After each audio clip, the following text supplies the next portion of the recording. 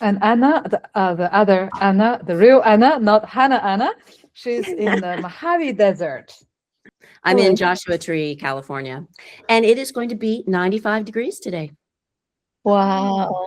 Yep, a little too warm, but it's going to cool down again, I think, in a few days. But we're having a little summer preview.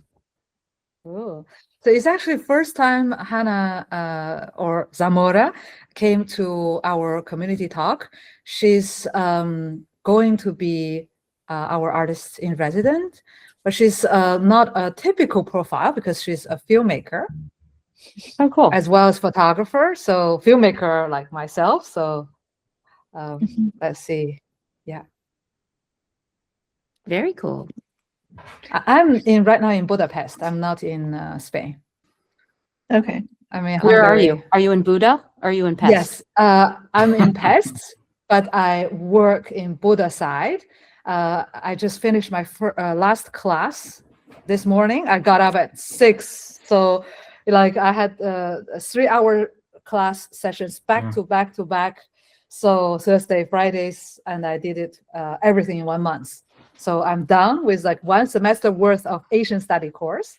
So I was teaching Asian studies, Chinese studies. So basically Chinese, let's say, censorship, between cinema censorship and contemporary art censorship, everything to do with censorship. So in the end of the class, my students knew very well what not to do in China. Can I ask a question? Is the censorship only political censorship, or is there also content censorship like they do in Singapore, where they won't let some of the more explicit scenes in films be shown? Very good question. So in China, there's no classification. So all the films needs to be for general public. So everything is G-rated. Oh. And because of that, there is a content censorship, not particularly in terms of political standing point, but in general, it needs to be basically Disney style, like sunshine, rainbows. And on the other hand, in terms of censorship, we have, that's my theory, I believe that there are 2 layers of censorship. I wrote it in my thesis. I haven't had it done or approved. So I also want to know what you think. So on the one hand, it is the procedural censorship. That is the nitty-gritty legislation administration. Like you need a shooting permit to shoot. You need a screening permit to screen. You need a permit for cinema. You need a permit, to have art gallery to, basically everything you want to do from the production to dissemination, you need a permit for everything. You need a website, you need a permit. So from there, they are controlling very well who is doing what. Everything is on the book. And then on the other hand, there is the ideological censorship. So is to promote mainstream narrative, we call it the main melody, through funding. So there is the carrot. Then there's the stick. If you don't do what they say, violation of the film industry promotion law. They even came up with a law, like not just a regulation, but a proper law that is called film industry promotion law. Then you don't follow the law, you can be fined, for a few 100,000 yuan, so tens of thousands of dollars, and you can be in jail, not for the film industry promotion law, but for another law, nitty-gritty of legislation. You can be thrown in jail for the pocket crimes, such as disorderly conduct. So I wrote everything in my thesis. Isn't it exciting? I think it sounds really interesting. I'd read it.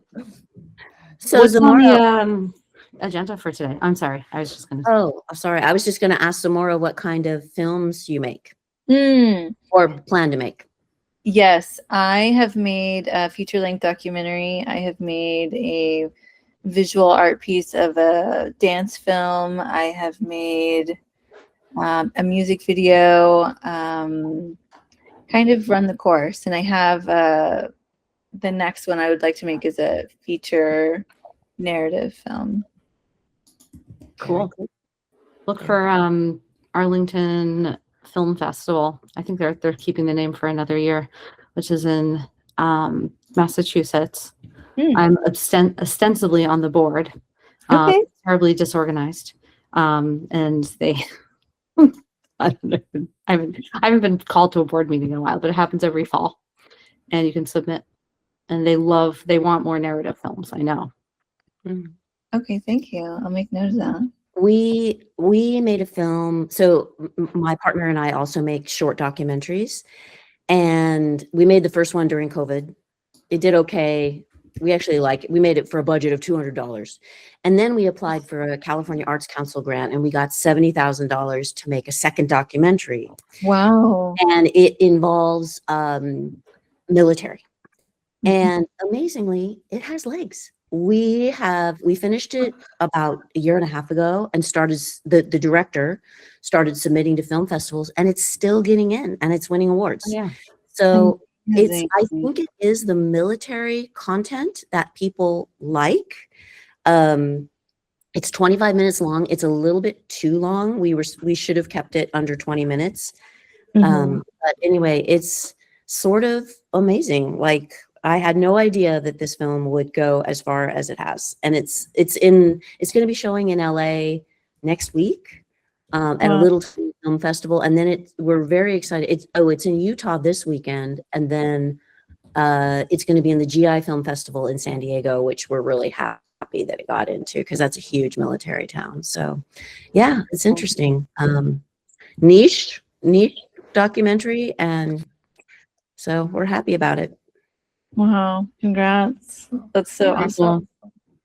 So awesome. It sounds like something my dad would do, because he works for the Chinese side, and he writes plays, and he writes basically political communication, but for the military. So the other military, the adversary military. Cool. Yeah, it's surprising. But we in the end, the money, like in terms of making the film, it was burdensome, because having that much money and figuring out, and it almost all had to go. It was a California Arts Council grant. They mandated that it almost all went to local, artists, and so we had local musicians working on it. We had a cinematographer and then editing and stuff like that.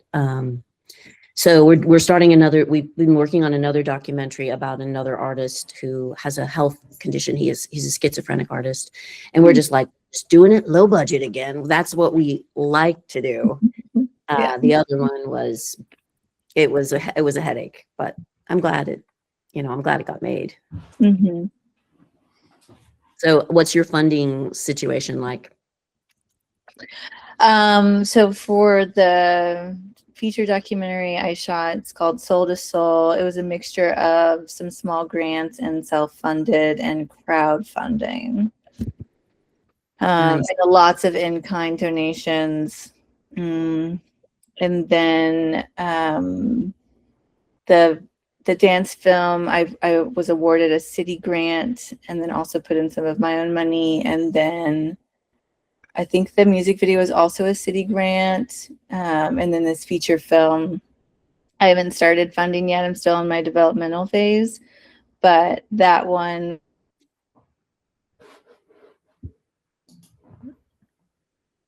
I think I'm like, I don't want to be part of that at all. Sorry, you froze for a second. What was that last thought?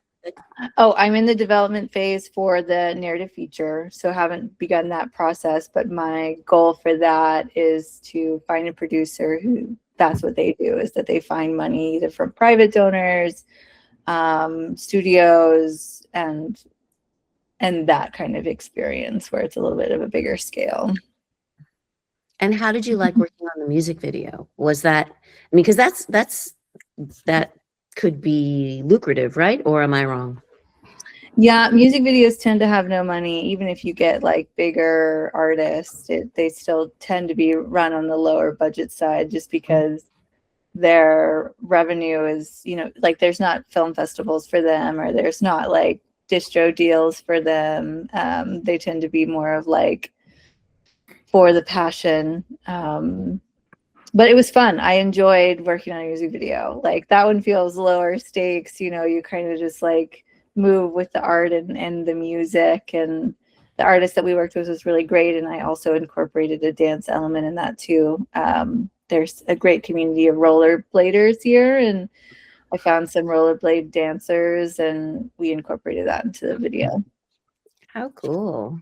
That's very cool. We have a rental place in LA that shoots a lot of music videos. Mhm. And my son, who's a customer, he's also doing music videos. He just worked with a big rap artist, and I'm totally shocked. I sort of knew this went on, but in terms of costuming, they buy designer clothes, take them to the shoot, tailor them on site, and then when the video is over, they take everything out and they return them. Mm-hmm. Oh yeah. I was like, oh my God, I don't think that's totally ethical, but that apparently is what happens for them to wear designer clothes. Mm-hmm. It's good for Yeah. the designers. Don't feel bad because, actually those designers, if they meet the artists, they would give the clothes for the artist to lend. I was on one shoot with Li Wei, my longtime collaborator, good friend, a performance artist from China, and he did one time with just high end. He shot for I think the Wallpaper, London, the famous magazine like for young people, for like trending. So yeah, he shot for them one time a series of like 12 works, and they are all in designer clothes, like the most expensive, high end, haute couture. So, and they gave it to him to use, and he had to cut because he was flying with wires. He had to cut every dress, but then they would sew it back later with repairs. Yeah. Yeah. So the designer is willing to do it if you discuss, My son has also been working on vertical shorts, and they're Chinese produced in LA. But you know that in China, the vertical drama, the romance drama, oh my God, it's a thing. It's a huge thing. It's a lot of money. Yeah. He said that the storylines are horrible. It's Horrible. like, yeah, but I don't know anything about it. But he's normally getting paid. it's like I can sing with my toe. I know the story. So usually it is a very machist CEO fall in love with the intern. This is like, like 50 Shades of Grey without the 50 Shades and without the gray. But you know what I mean? Going under the censorship laws? Like, is No, it it's going? okay. There's no 50 Shades and there's no gray. There's no anything, but like a CEO is allowed to, okay, there's a bit of workplace, harassment thing, but like he was willing, but they happen to be like workmates, one is higher ranked, and the next in line to inherit this company is a family business. And then, the little girl is innocent, idealist. So then there's a clash of generations, almost intergenerational, because what 20-year-old men like 20-year-old girl, what 30-year-old men like 30-year-old girl, what 40-year-old men like 40-year-old girl. So that's what we say in China, the most consistent thing. It's a brave new world. It's so low now. A friend of mine in Austin is getting a lot of work in LA as a director on these verticals. I think there's some like queer stories that she's been directing, and they're bringing her back for another season. But yeah, I've heard about the verticals in LA too. Oh my God. Yeah, in China as well, of course, but we like also to have exotic scenes, like the nature, like the city, like the people. So it's all, exotic, but written and marketed for the Chinese market. Yeah. I want to ask Christine, how is your course going? I've been meant to ask, I'm so curious all along. So your curatorial course. It's going well. I would say that I've had some really interesting conversations which have led to us to an understanding of its broader scope, so that it is beyond, we're kind of like almost changing the name of it and calling it ShowUp cultural infrastructure program, because we're not just teaching people how to curate, but more giving an overview of a lot of the essential work that's happening in cultural institutions like museums. And understanding also to what extent we're doing workforce development. And that's really how we're positioning it for the writing of grants and trying to sell it to a variety of different places. The end result after the 12 sessions is still a curatorial proposal. And we're putting in place and trying out this summer some mini pop-ups that I think will be a great vehicle for getting potentially some of these proposals executed. So everything is really kind of coming together in a really interesting way. I have, on like a very specific level, I've taught 3 of the classes already. So we are kind of moving through the curriculum. We start off with a really like broad scope, and it feels very kind of conceptual. And then this past class, we started talking about, okay, what is the curatorial question that you're going to try to answer? And that's where what people are kind of like wrestling with now. Hannah and Anna, for your benefit, I know I talked about this in my oversized PechaKucha that was twice the length it was supposed to be, because I'm very naughty, and had never done one before, so I didn't have a lot of practice. It's difficult. Yes, especially I thought I was going to live up to what I was supposed to do and only do 6 minutes, but I couldn't. Classes are 90 minutes. We're meeting online, and then I'm going to have another cohort that's starting on March 5th in person. I have about 10 people that are signed up online, but have like 6 to 8 who show up consistently, you know, kind of like rotates out. Esra from this group is doing it self-paced. Taye's come to a couple, but needs to do self-paced for now. So I'm videoing them as well. And everyone gets some readings and kind of like a homework every week. It's very much like, do what you want. You can't fail. You know, it's just a question of like, how long is it going to take you to finish it? This first one I'm doing for free in response for people's feedback on it. Is this, what have you, Greg, what are you? Yeah, I just clicked on it. Oh yeah, your PechaKucha. Yeah. Oh, Jesus. Is that online? Like, yeah. come on, man. Why are you guys archiving everything? And what was I going to say? Yeah, positive response so far. Lou, who is behind me and is the assistant director of the gallery, has been suffering through it. Who's Enjoying it. enjoying it, supposedly. We enjoy suffering. They may be getting paid to say that. Or they may be doing it on their free time. Who knows? You'll never know. What kind of, can I answer any other, what kind of things are you? I have a lot of questions.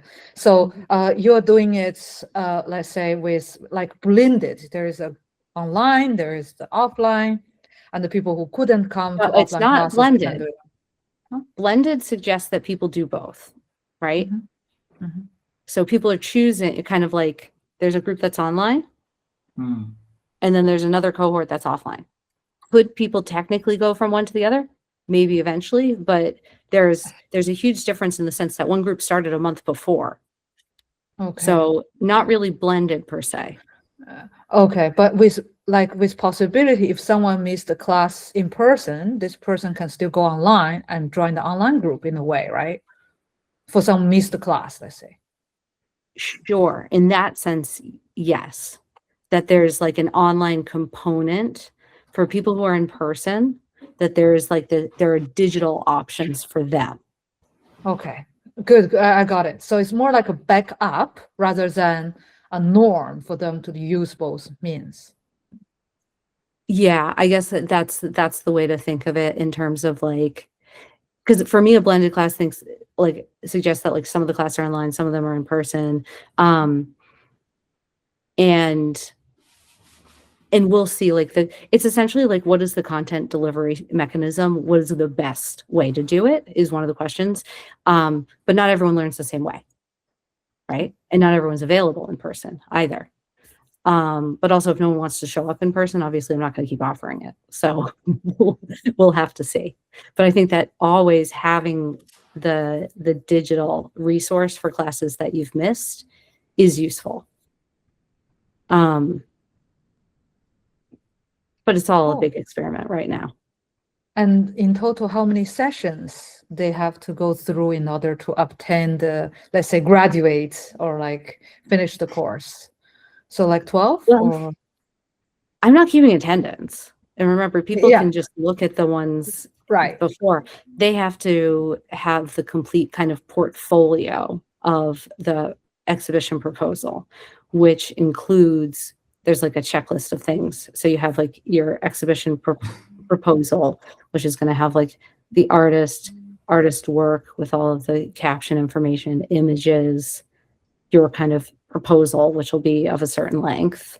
I forget, it may be like 750 plus words.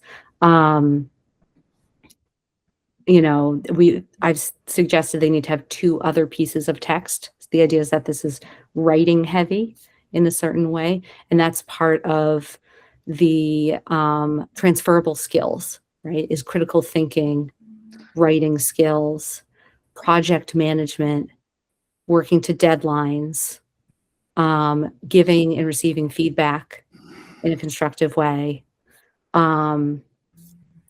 using a computer, and there's all these different skills that you're looking at like a checklist where you're looking at kind of like more of a table rather than Word documents.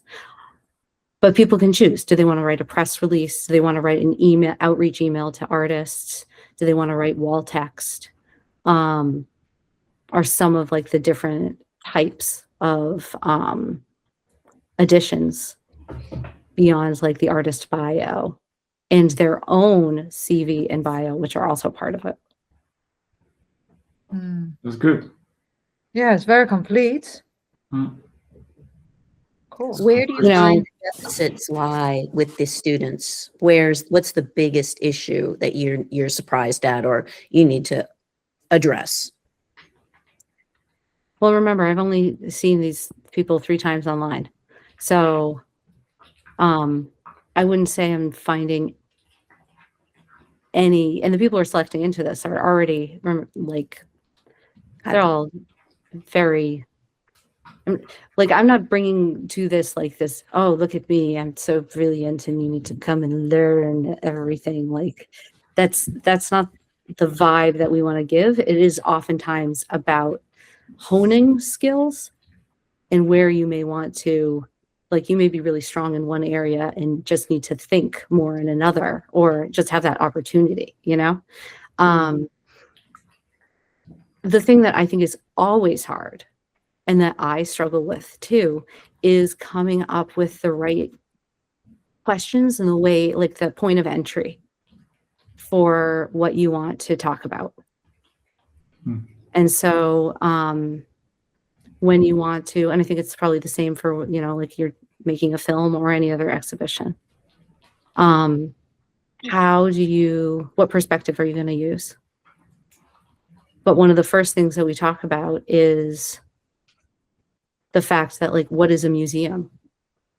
What is this space? You know, what is the role of a curator? Who's telling the story?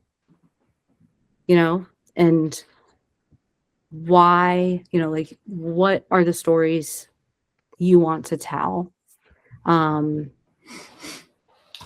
You know, there's this idea of like nothing about us without us, and thinking about who's gotten to tell stories in the past and who has the opportunity to tell stories now. And a lot of this is really about empowering people who don't have the opportunities to go get expensive, fancy degrees or don't have the time to do unpaid internships. Simply the access to the information that they wouldn't have access to otherwise. At least some of it. I mean, I can't replace entire summers or entire semesters of sitting around in a museum, or, and this can be like a graduate level class, but it's not, I can't tell you if it's the same as one or not. If I can, I have a question. Do the context, the actual geopolitical or economical and societal context today has an influence in the course, or like it would be the same it would have been the same in 2000 or today, or do you speak about the context, and or you like, because most of the courses today are not talking about what is happening and the influence on what we are doing, like they are evading the context. I'm not sure if I am clear. I'll try to say something and then you can tell me what you think. I don't think that it's possible to not exist within our own moment. Mm-hmm. We are all products of the times in which we live. And even in evading and pretending that what's happening isn't happening, you are saying something. Exactly. And so all these museums were like, oh, I'm not going to say anything. I'm going to remain neutral. They are saying something with that neutrality. It's very complicated. Like, this is a much bigger conversation than the role that you're having as a, as a teacher. But one thing I will say is that my role is to give everyone the opportunity to use their voice and think about their exhibition. And one of them is someone who is looking at the situation in Gaza. And that is just like everyone else. But the question is, what is the point of entry that's going to allow people to interact with it in a way that I think humanizes it? Because news stories tend to, it's one death is a tragedy, 1,000 deaths is a statistic, right? How do you kind of like look at that? And also you have to think about, okay, one of the questions is like, what places will show these things? But I know we would. And so, but a lot of places won't. But there's, I think that, we live in these moments. You have to react to the time. People want to talk about stuff. And that, I think, is the hardest thing is like when these organizations take all the oxygen out by pretending it doesn't exist. Can I say something? So I also used to teach a course like this, a semester-long course, but at the community college level. It was an entrepreneurship course, but there were people who were interested in curating. And unfortunately, I realized over the course of several semesters teaching it, most of the students at the community college are not ready for this information. They just don't have the understanding of who they are as artists or who they are as curators, that it just was sort of lost. Out of a class of 25, there would be 3 older students who would be taking it and they would benefit a lot. But the 18 and 19-year-olds just were not ready for that kind of course. That said, I was teaching before the pandemic. And now I'm a trustee at a community college, and there absolutely cannot be there can be no political comment in any art making courses, anything, because everybody is so scared. And we even have a complaint right now against a senior tenure track faculty who said something, and she is in danger of losing her tenure track job. It is nuts, absolutely nuts. So I think, Christine, you can be so much freer than in academia right now. It's just a terrible situation where you just can't say anything. You can't be political in any way, or culturally, talk about cultural things that have any political overtones. It's just awful. It's a really hard situation, and there's not really a solution to it. No. We are opening tonight. I've co-curated an exhibition down in the Palm Springs area, which is a bigger market. Up in Joshua Tree, we have very small, very political. We can do some political exhibitions, but down in the Coachella Valley, it's also a mixed political situation, but we are doing a political show tonight opening. And it's fine. We're not going to sell anything. I know that, but that's not the point. It's a partially political show. So we'll see what happens. We like to do that in gallery because it is so surprising. It'll surprise people. I'm in an artist area down there, which has probably 40 galleries, little tiny artist run galleries. And mostly it's about selling. And every now and then somebody puts on a show that is going to ruffle feathers, and that's fine. We're cool with it. Ruffle feathers. I like the expression, ruffle feathers. So what is the most ruffled feather that you had ever put out there? What is the most, let's say, controversial idea or political work that you have thrown out to the world, to the public? In my entire career? Yep. When I was in graduate school, I was a nursing mother and I was a performance artist, and I pumped my milk in front of an audience and then passed it out for people to drink. That caused a major uproar. That's so badass. Love it. Love it. Love it. Oh my God. Cool. I don't do stuff quite that controversial anymore.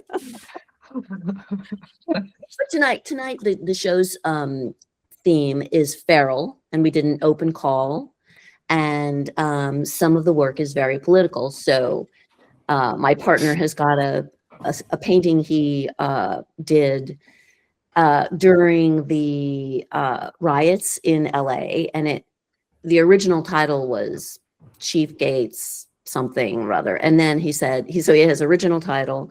And then the new title is Fuck ICE. And it's got a character with a giant erection and a mad dog and a city scene with fire. It's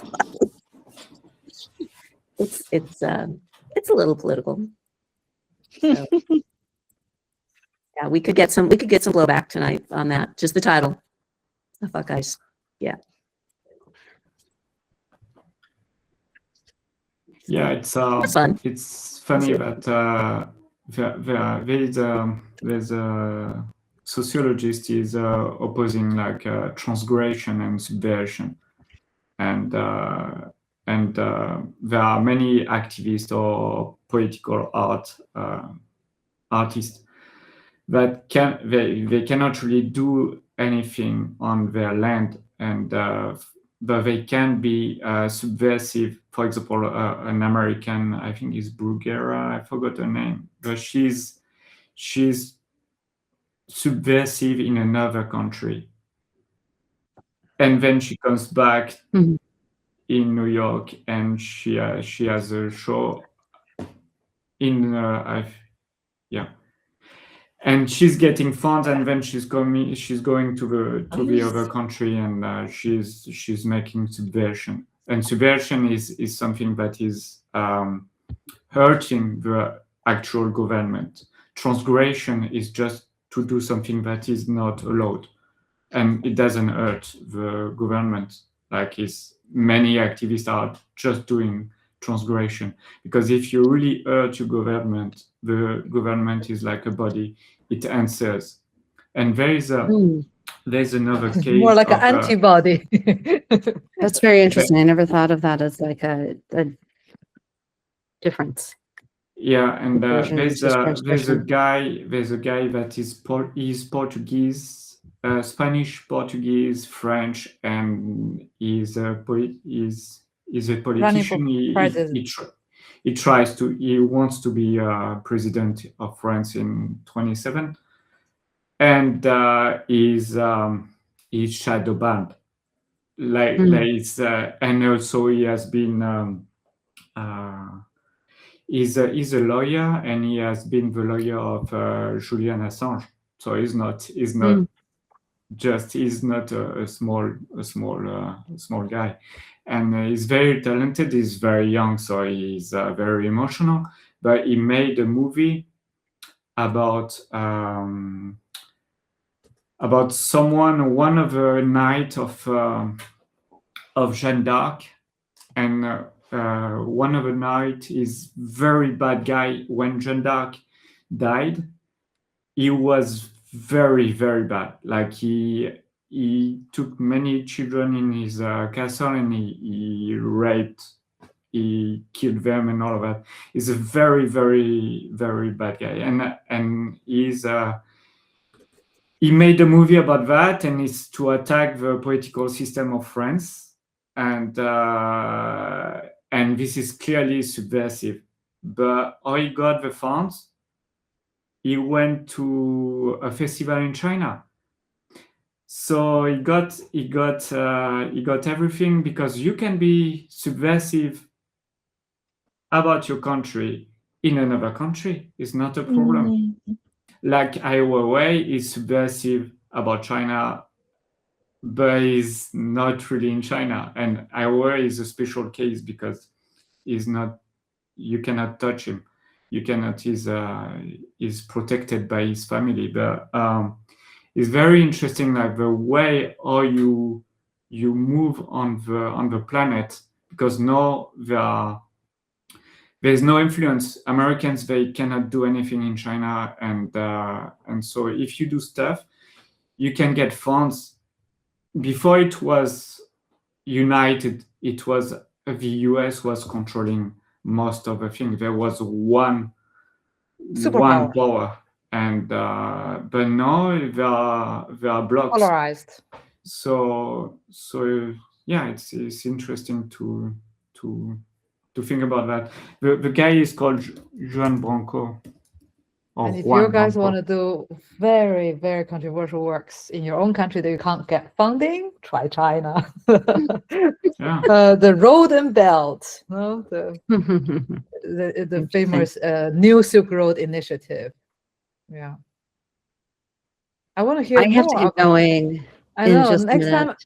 Next time, tell us more about your cohort, your students, and how they're doing. I'm so curious.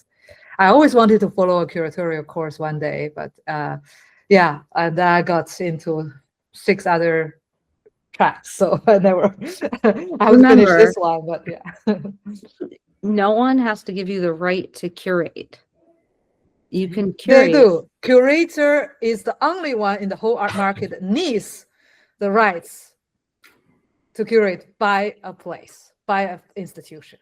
For me, it's the only one hired. The rest, you can do rebel, you can do mass mobilization, but curator needs to be appointed. It's not from revolution down to up, it's from up to down. This is my take. But that depends on where you want to put up art. There's the curated fridge. Here in Boston, it's the dude who puts stuff on his fridge. And that's the thing. Curate in your own home, curate your bookshelves. Curation has a very broad spectrum in terms of the meaning, and to start curating and to get the practice that you need, you don't need to start in an institution. And so it's just like being an artist. You don't need a gallerist with a magic wand to tell you that you're an artist. You don't need a publisher to tell you that you're a writer. You know, that's just you kind of putting that stumbling block in front of you. And so I would say to you, Mo, if you want to be a curator, have at it and start, you know, put up a Nice. space and start curating. Yeah. Inside the fridge, curate inside your fridge, open it and then stuff You have it. no idea the way people put things together. Ted just bought a 1964 ambulance and it's 24 feet long. And I'm encouraging him to have a mobile gallery in the back because it's it's gigantic. Can't wait to see it. I love that. I love that. I can't wait to hear more for all of you guys. I need to have a little bit of time before my next meeting. Bye. Hannah, great meeting you. Anna, great Thank to see you you. guys again. See Greg, you. Mo, always. I'll see you guys soon. Take care. Bye. Bye-bye. Can we do a PechaKucha? Do you want to do it? Or? Oh, I can do it. I can do it. It's just I need a lot of advice because I didn't really practice to make it down 5 minutes. I have the slides and everything. I just don't know if I can do it under 5 minutes, but I can try. Sometimes You have I 1 feel minute more. You have 1 minute. 1 minute more. I thought you mean that if I stop talking and start doing, I will have 1 minute saved. I thought the mean version of Greg's talking. I thought that was he means. I allow window. Should I allow the window? That is, where do I find it? PechaKucha, share. Yee! Okay, it's strange. You see the whole thing. Okay, cool, lovely. So, do I start? Okay, I start. I timer. start too. I know it's a practice of PechaKucha. Okay. 1985. I was born in Tangshan, China, to artist parents. My mom worked as a ballet dancer / theater director, and my dad was a composer and later became a writer. Ever since I was little, I knew very well that I would work with artists and work in the creative industry.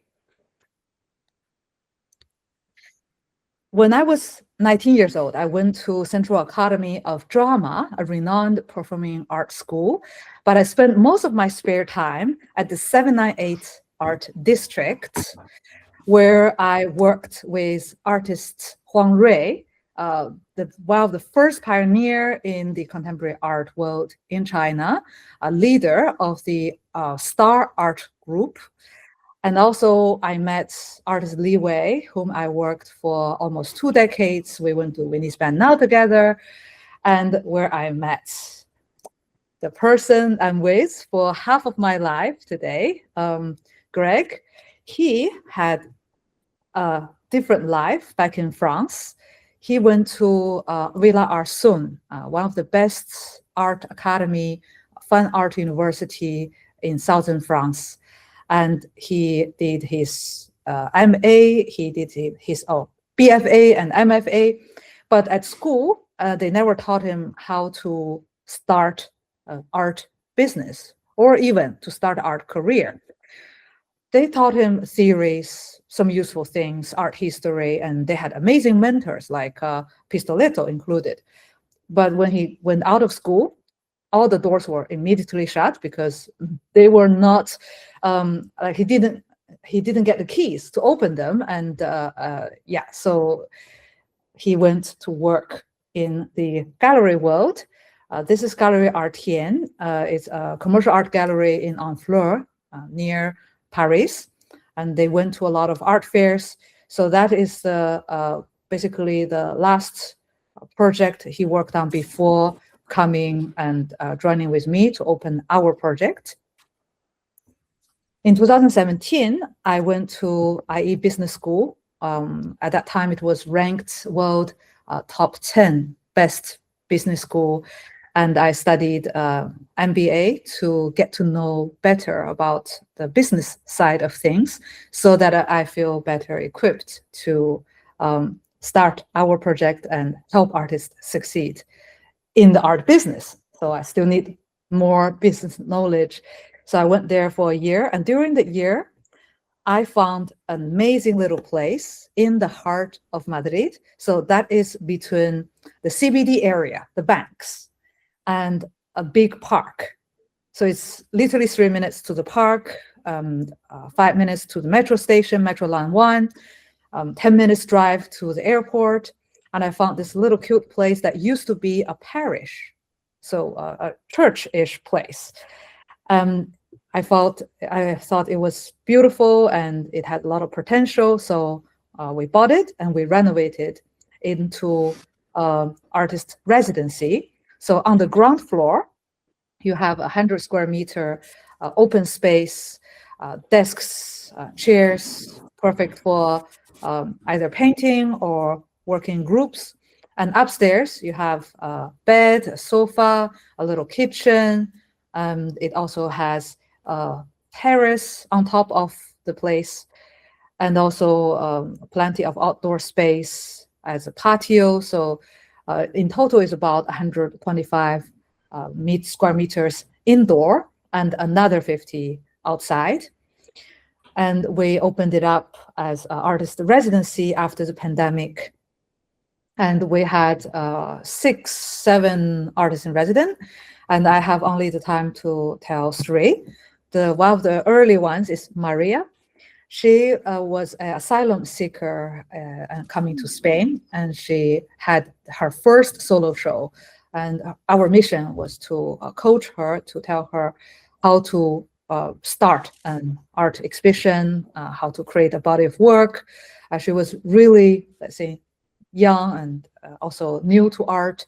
So it was a big landmark for her to do this.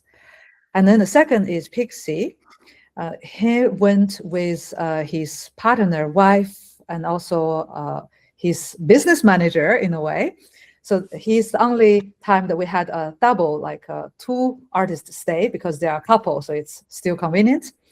And he's also kind of an urban artist. So because he used sprays a lot and he worked a lot outdoors, that had enabled him to paint large and not have to breathe in toxic air.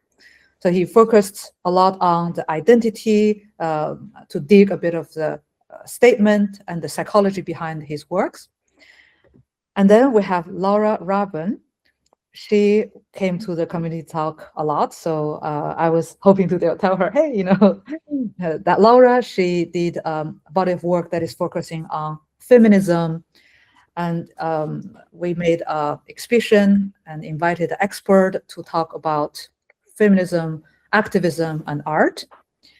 And she painted watercolor, created more than 50 pieces of work. And they are mainly magazine covers painted with statement. So we try to align her 3 S's, that is the statement, story, and style, to align everything together to create a more coherent body of work that is easily recognizable for the public to, you know, see, recognize, and understand. I know that I have exactly more than exactly, so I know, guys, 6 minutes, sorry. So basically that is what I have prepared. Sorry, it was too long. I was hoping to squeeze more in to, you know, talk about, you know, our backstory and maybe a bit about the coaching and stuff. I don't know, what did I miss? I think I will focus on the better version if I know what I missed. So do you want comments? Yeah, like what would you, which part like you didn't want to hear, which part do you want to hear more, or what If you have didn't I questions. answer? I think a little too much on Greg's backstory. I would take some of that out. You know, Because just that's say, every artist's backstory. yeah, my partner graduated biased. from art school and did not know how to break into business. That's it. You don't have to tell any of his, you know, he's a different person. So I would say, Yeah, true. Because I wanted to have equal part for me, for him, because it's a co-product, right? So basically the reason that I'm in art is because of Greg. You know, if not, I would probably, you know, do something else. Yeah, okay, I was working with a lot of Chinese artists, but still, you know, it's a big influence. I wouldn't maybe have to come to Europe. And So I was thinking to put more, but you're right, because every artist have the same struggle. If they listen to this, they know very well already what is their struggle, I guess. Yeah, no, I think it makes a coherent story, but just I would, because you need more time to sum up. And I would also, each of the 3 artists that you show, tell less, because the images are showing also what we're seeing. So I would take out a few sentences about each of the 3 artists, so you have time to sum up in the end, you know, that what your mission is with this residency and what else you're doing to support, because it's a bigger project than just the residency, right? Yeah. And you didn't totally get to the idea of like, this is what we're doing now and this is what we're going to do in the future or something like that. Yeah, I was hoping to wrap up, but I see the 6-minute mark, and I'm like, no, I shall not. Yeah, yeah, very, very good idea. I will take notes. Right, to be able to sum up, I need to squeeze in. I need to to show the artists in residence. And would it be more interesting to talk about the practical side? For example, you know, the infrastructure, the practical side of what they're able to do literally because of the location, you know, because, you know, where it is, how big it is, or is it more interesting on the soft side, like what we offer, coaching or other things? Yeah, I'm really interested in the benefit that the artist gained from being there. Like when you said that she created a cohesive body of work and talked about the 3 S's and having created 50 pieces, I'm like, okay, well, what is her goal with those 50 pieces? Like, where does the business aspect come in from doing all of those accomplishments? And like, what is she going to take from this and move forward in that business aspect of like the crux that we all have of like, well, how do we make this a lifestyle?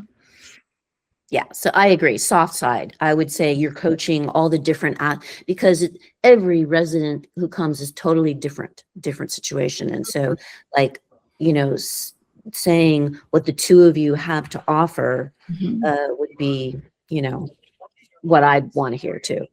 Mm-hmm. And also the why. Like, I mean, I understand that Greg, like just from his backstory, the interest in a part of the why, but like, I'm not quite sure I understand the why as a whole and like what is the bigger picture that Anna was speaking to.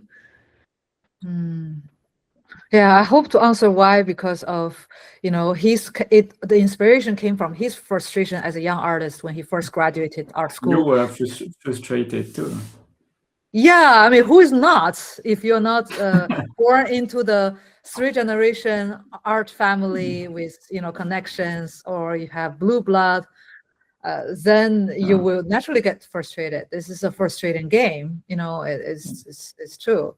But why would we do it our way, like the business side? True. I feel like the business in terms of money is the most liquid.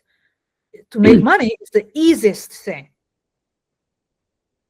I think, because to get social ladder, to get a different social class is the hardest. And that's why we have even insulting words in the Chinese business world. We have insulting word for someone who get rich by coal mining, or who suddenly got rich because of a certain hype. And we call them for example, the muddy rich, from digging the holes into the ground to get the coal, right? So because of the money is obtained so easily, and there's not generations of culture and, you know, the kind of settling the deeps of culture and education. So because of lack of the deeps, then people face barriers in the cultural world, even if they had money. The money was not the same. Yeah, we call that the nouveau riche. Yeah. Right. Exactly. So what did you say, Anna? Like the nouveau riche, you know, the garish wealth, you know, the first generation who doesn't know how, you know, to spend their money, and they're gaudy and blah blah blah. Yeah, exactly. And that's what, I mean, at least, you know, if artists want to make a living just by selling work and by working and by making a business, offering a product to the general public, that is actually the easier side than being in a museum. I would say that's like, or working with Christie Sotheby's in the secondary market. That takes, another decade or another, half century even. But just as a young artist to make an honest living, just on the treadmill, like a almost like a craft person, you produce a product to offer to the market. That is the most accessible thing. At least that's what I think. That's the most fair thing. And you could also talk about you're very into creating community. And to me, that is the major thing that is important as an artist, is to be in a community and to help create community. Because that's where the satisfaction comes back. You may never be famous. It's probable. There's like very few routes to being an A-lister artist. But if you are feeling successful because you are creating community and you are helping others and they help you, it's so much more satisfying. I want to be a devil's advocate here. We love creating community. That's true. But what about for some artists who are a bit, I wouldn't say selfish, but self-centered, which, there are a lot of them, and they just care about what I can get from it, how much money more I can make it, how many sales I can make, and what contacts I can have. And they don't think about this kind of community aspect. How do I add value by saying community, or do I targeting only a part of it who care? Or do I target more niche to the people who care, or do I target, more general for everybody? I think helping those people who are totally self-centered to understand how important community is a gift, that they should, you can try. They might ignore you, but like. They do. Yeah. Well, I wonder if there's something within your artist in residency or your program that incentivizes community or is part of the agreement going in. Because I'm not sure if you're trying to weed those people out or if you want to include them and attempt to educate. I don't know about movie making, but about artists. All the artists I coached and followed, they primarily are attracted by the idea of collectivity or community. And they dive into this, like they say, because they see all the advantages of it. When they start to see what it takes, they come back to be solo, like co-signing, collaborating, not making a website just for you, or in a community you have a first person, you have a face. Community doesn't mean everybody's equal. So all of that needs to be worked, and then they are not ready to do that. It's way more complicated to make a community. And they can develop that. As a young artist, you might be very self-centered. And then as you grow, and sometimes you've got kids, you've got responsibilities, you don't have extra time to participate in community. But I hope that most people, as they see the benefits slowly, they will enter into more community and give back more. And not everybody has the right personality for it. It's like you can't force somebody to be community minded if they're not going to do it. No. Here's an example that I'm involved in, and I'm very involved in community at this point, and I'm really functioning as an artist politician. But the state of California has mandated that all of the counties develop an economic plan so that we show the actual in numbers how much artistic creative output is producing right? So it has been done with the film industry, but the film industry is basically dying in Hollywood a little bit. But there are other, all up and down California.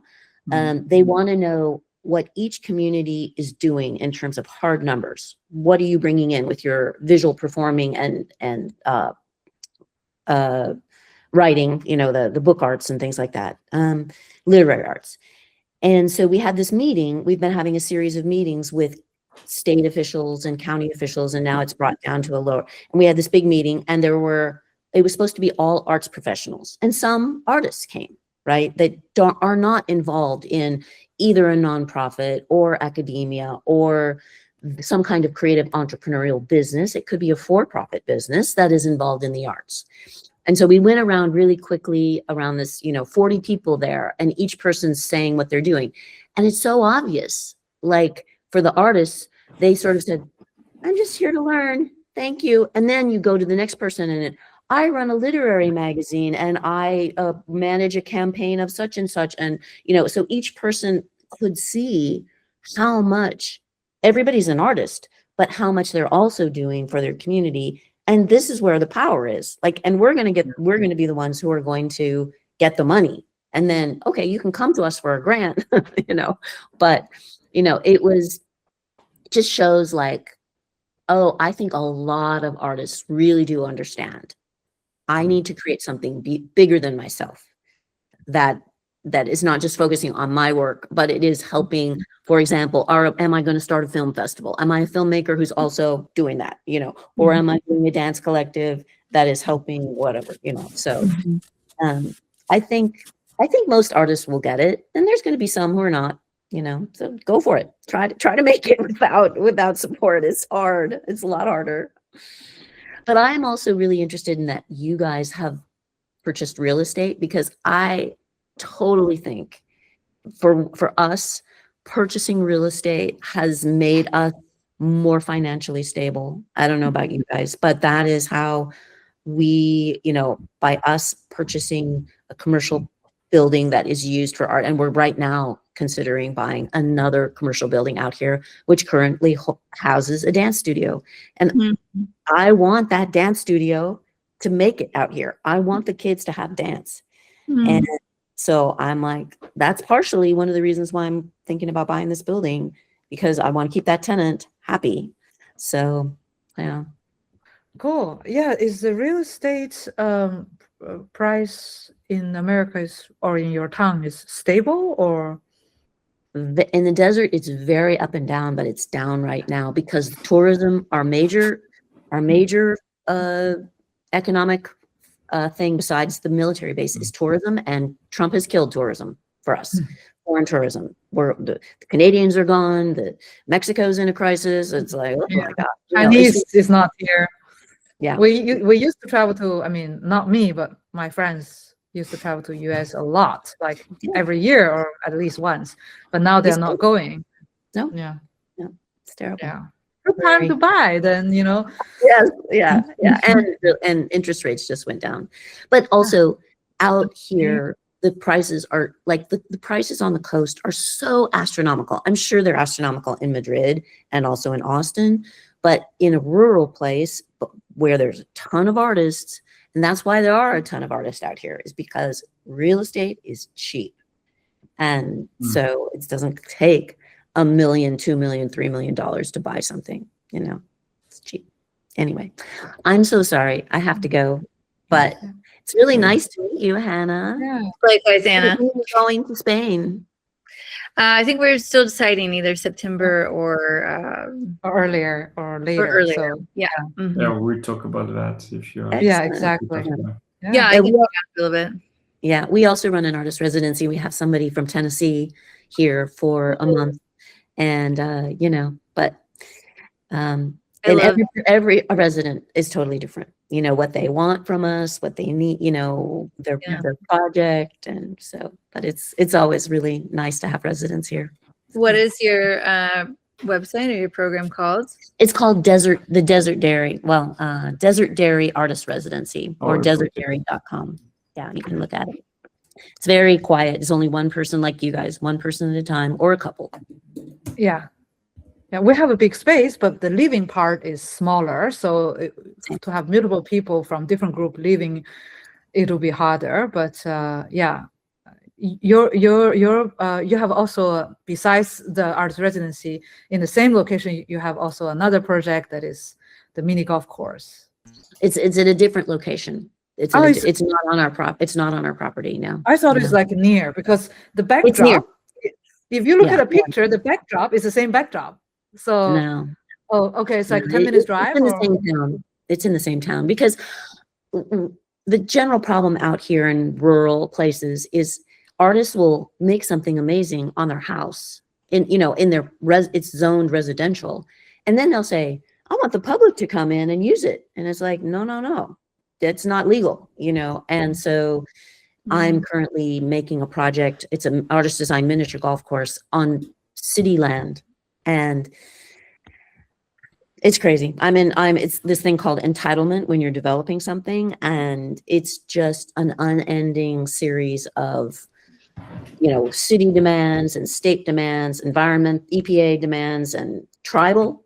The national park has Oh, yeah, demands. the tribal. Like, everybody has rules. The fire's a big one. Americans with Yeah. Disability Act, woo, hard to follow. So, but anyway, We have I'll- everything except for tribal, so at least we don't have tribal. So, yeah. Yeah. What do you Thank do? you for And coming. I gotta Thank you, go. Anna. Thank you so much. And I'm sorry I've missed a few, but I'll try to make it more consistently. So bye. Thank you. Bye.